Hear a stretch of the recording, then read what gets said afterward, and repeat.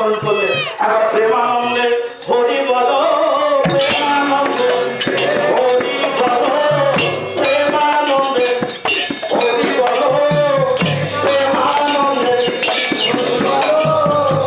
নাম ছাড়া যে গতি নাই গো, প্রেমানন্দে হরি বলো, নাম ছাড়া যে গতি নাই গো, আনন্দে হরি বলো, ভয় না রবে, প্রেমানন্দে হরি বলো, ভগবানে ভয় না রবে, আনন্দে হরি বলো, ভগবানের ভয় না রবে, প্রেমানন্দে আবার হরি বলো, ভগবানের ভয় না রবে, আনন্দে হরি বলো, ভগবানের ভয় না রবে।